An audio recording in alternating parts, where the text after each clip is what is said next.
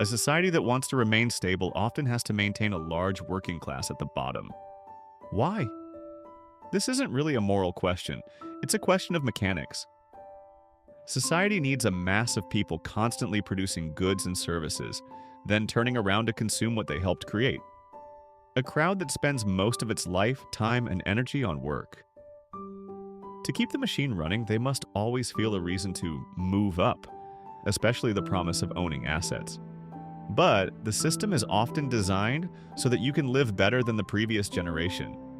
More comfort than your parents, some travel, some entertainment, while core assets become harder and harder to reach, and so people work even harder, chasing a finish line that keeps moving. That's how the machine keeps growing and keeps running. Welcome to Unsaid Truths, where we talk about the things society would rather you didn't notice. Information, money, freedom, time, emotion, thought, and most importantly, the mechanism needs a crowd busy with survival. Busy enough that they don't have time to question the rules of the game. The system doesn't need too many rich people, but it also can't push the majority into total deprivation. Push people too far, and instability rises. So society is structured into layers, a middle tier, a lower tier, lives that are stable enough to prevent eruption, but limited enough to keep people running. In many heavily urbanized economies, especially where housing and assets rise faster than wages, you start to see entire generations opting out, lowering ambition, refusing the old deal, no longer believing that a lifetime of work will buy them a home. Popular culture reflects it too. Films and stories about inequality, debt, and class distance. That's pressure building beneath the surface. Here's the subtle part. People at the lower levels don't feel like tools. They're given just enough comfort to forget the exhaustion. Social media, entertainment, a few trips a year, enough to numb, not enough to stop, look deeper, and question the whole game. Society always needs the poor, because without a base, the pyramid can't stand. Look at history. Feudal elites controlled land and rented it out. Industrial capital owned machines and factories and hired labor. Modern financial capital owns cash flow, data, legal networks, technology, and can influence the breathing rhythm of entire classes. No matter the era, no matter the model, the bottom is usually large, replaceable, and weak at bargaining. Why? Because the mechanism is programmed to keep a critical mass of people from fully understanding the design. And why is it built that way? Because society isn't optimized for perfect fairness. It's optimized to manage instability. The crowd is both the force that sustains the system and the threat if it can't be contained. In the past, order was maintained through open violence, crushing revolt by force. Today, it's different. Modern control needs less of the whip because it has built a chain of behavior management that almost every social model relies on to stay orderly. To control humans, a highly intelligent species, raw violence is the last step. What works better is a reward-punishment framework, and above all, defining what counts as right and wrong, success and failure, competent and useless, accepted and rejected. Call it the rules of the game. Call it social norms. Inside that game, almost everything you do gets turned into a score, and the crowd doesn't need to know who wrote the rules. They only need to know, do A and you're loved, do B and you're a failure, do C and you're punished, do D and you're celebrated, money, status, a future. Make the rewards clear enough, broadcast them widely enough, and individuals will self-correct automatically into doing what the mechanism wants. Step 1. Standardize the mind with a social scoring system. The digital world creates an arena where the crowd develops reflexes to reward punishment lists applied at scale. Public thinking gets pushed into a template through evaluation criteria. Success means making this much per month. A man must own a house and a car. Marriage requires assets. You must consume. You must enjoy life. You must live fast. You must not waste your youth. When those standards are injected non-stop, people tend to spend what they earned, losing the base needed to accumulate and change position. Yet they still keep enough pressure, enough hunger, enough motivation to keep running. Definitions of success and failure don't only come from school or law, They're injected through entertainment and mass culture, game shows, films, television, social media. These aren't just distractions. They teach us how to think, how to love, how to live, how to spend, how to compete, without us realizing it. And when people fail, they usually blame themselves. I'm not good enough. Instead of asking the harder question, was the game designed so that most people lose? In that sense, modern entertainment can function like an anesthetic for awareness. The goal is to make the crowd never suspect it's being guided. Step 2. Make the crowd police itself. Once step 1 succeeds, once the norms are planted into the majority, the mechanism can step back, because the crowd becomes the enforcer of the rules. People measure themselves against the standard, then attack others to prove they're still qualified, still on the right side. That's when control becomes cheapest. No constant repression is needed because the crowd does the work for the mechanism. The crowd generates moral police, thought monitors, online courts.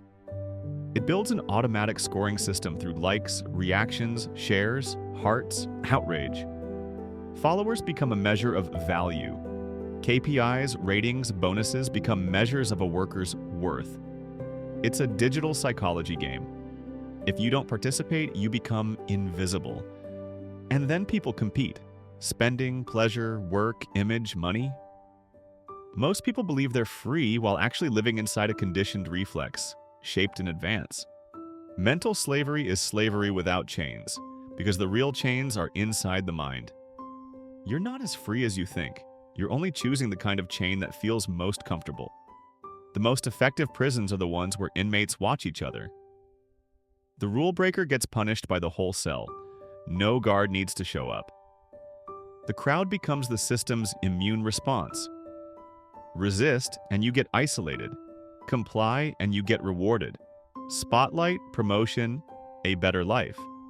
But let's be clear. Rules, ethics, values, and social standards aren't entirely bad. They can shape a community, keep it from collapsing from within, and protect it from being swallowed from the outside. The key point is this. When you can no longer tell the difference between a framework you need to survive and a framework designed to manipulate you, society turns itself into a flock, guided but convinced it's free. Today isn't the era of being good. It's the era of being smart. Consumerism doesn't have to order you to buy specific things. It only has to paint a destination called success, create an ideal image, and then society will pressure itself. What to do, what to spend, how to live.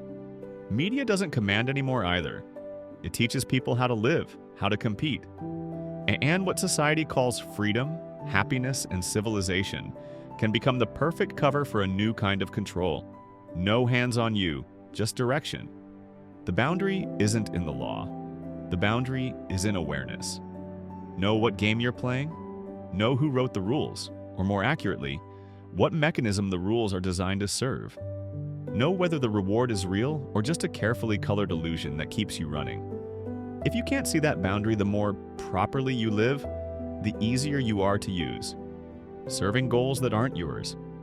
And that's why society always needs a large layer at the bottom. Not because it's evil, but because the mechanism depends on it. A crowd to hold up the pyramid above. A crowd that works, consumes, dreams, gets disappointed, and repeats the cycle. A crowd living inside the illusion of choice while playing a game whose rules were written in advance. The greatest danger isn't material poverty. The danger is not knowing you're hungry in the mind. Poverty isn't only a lack of money, it's the loss of the ability to question. That's why the mechanism can let you choose almost everything. Except two things: time to think and the perspective to see the whole game. Once the crowd accepts that being low class is a personal failure, your fault, your lack of ability, the mechanism becomes nearly permanent. The poor won't revolt. They'll only fight each other. They won't ask who wrote the rules or who's steering the direction. They'll only ask why they're still not as good as someone else. That's when the poor become society's most renewable resource. No chains needed, just a goal to chase. In this game, the more obedient you are, the easier you are to use. The more capable you are, the more efficiently you'll be exploited.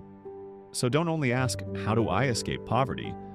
Ask, who is defining poverty and whose game am I playing? Because if you didn't write the rules, then no matter how fast you run, you're still a pawn, moving in the direction someone else wants.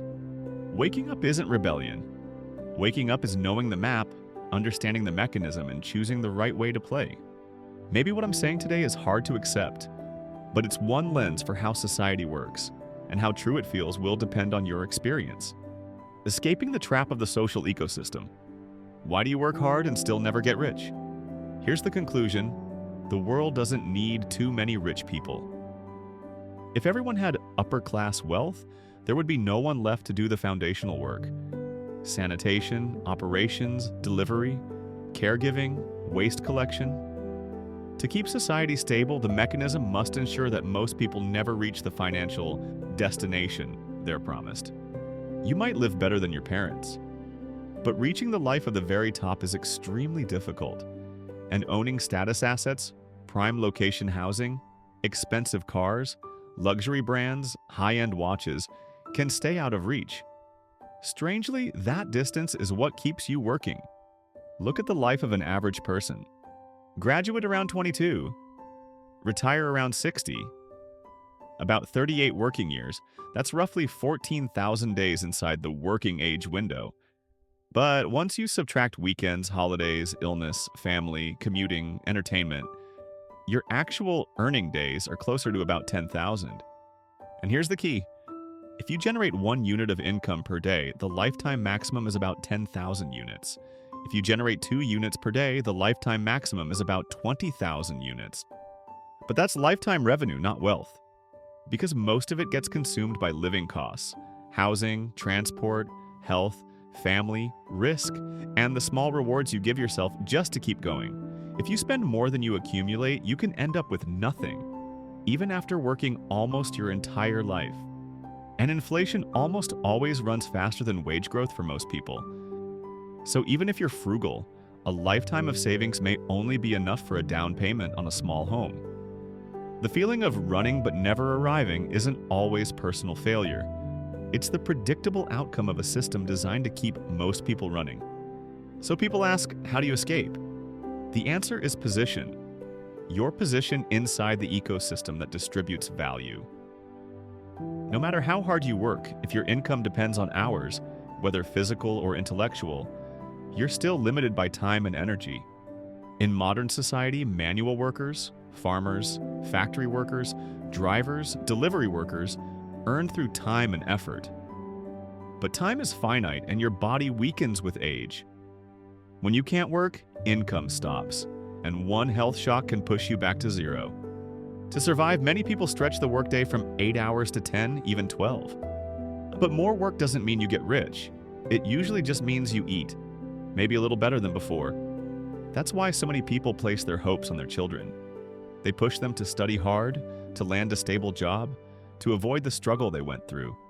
But even if their kids make it into a good university and become doctors, lawyers, teachers, do they become wealthy? Usually no. They've only moved from physical labor to mental labor, from shovels to scalpels, keyboards, and classrooms. But it's still the same exchange, trading time and energy for money. And time, as you already know, is always limited. The problem isn't personal effort, the problem is structure. You're standing in an unfavorable position inside the ecosystem that distributes value.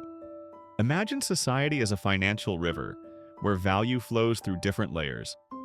At the bottom are people selling their labor, squeezed by time, aging, and illness. Higher up are people who don't need to be present all the time, yet money still flows in. They don't sell labor. They sell products, services, brands, or systems. And that's why the same cup of coffee can tell 2 completely different stories. If you brew it yourself and sell it cheap, you're selling your effort 1 unit of time at a time. But a franchise chain can charge far more and scale profits because they're not just selling coffee. They're selling experience, process, and a system. They can sell thousands of cups at once without being there. So the most sustainable way out of the poverty cycle isn't doing more, it's doing differently. You have to shift from selling time one-to-one to selling value one-to-many, creating something that can serve many people at once without being capped by your hours or your strength. That something could be a product, a service, a digital platform, a YouTube channel, an online course, or a business model that can keep running even when you're not present. It sounds big, but start with the simplest example. Take selling bottled water. If your profit per bottle is tiny, then to reach meaningful income, you'd need to sell tens of thousands of bottles. Alone, you can't do it. But if you build a distribution system, agents, affiliates, online marketplaces, then it becomes possible. Power is in scale, not in muscle, not in degrees. From here, you can see a simple principle that traditional systems often hide. Hard work is necessary, but it's not enough. You need smart work, and you need to understand how the value distribution ecosystem actually works. Because this society isn't designed to make you wealthy. It's designed to make you stable. A just enough salary, a just enough lifestyle, a multi-decade bank loan, a basic health insurance, a retirement plan for old age. All of it makes you feel taken care of. But in reality, you're placed inside a loop. Enough to survive, not enough to rise. And the most dangerous part is that this stability kills your drive to break out. It makes you fear risk, fear change, fear doing things differently. Then you teach your children to live the same way, and poverty, even in a respectable form, gets passed down generation after generation. So what's the solution? It's a shift in perspective. You stop seeing yourself as someone who just works to survive, and you start thinking like someone who creates value that can be multiplied. That's when you start learning sales, entrepreneurship, personal branding, finance, investing. You don't have to quit your job immediately, but you do have to lay the foundation for a second income system, one that isn't limited by your time and energy. Ask yourself, can you create a digital product? Can you start a channel and share knowledge? Can you sell something online? Can you build an affiliate or contributor network? Can you invest in something that produces cash flow? If the answer is yes, start. Small if you have to. Because the path you're on right now usually doesn't lead to freedom. And if you think this is only for the talented, the wealthy, the smart ones, then you're already trapped. It's not that the skilled can do it, it's that those who start become skilled. The world has changed. You no longer need permission to begin. You need internet, a phone, and the right mindset. The biggest barrier isn't credentials, capital, or background. It's how you see yourself. You can keep selling your labor, or you can begin selling value. You can keep trading time for money, or you can build a system where income keeps moving, even while you sleep. The choice is yours, but remember, time doesn't wait. If you've made it this far, this episode helped you. So give it a like, share it, and hit subscribe so we don't lose each other in the future. Because the next episode might give you the one perspective you needed to choose the right way to play.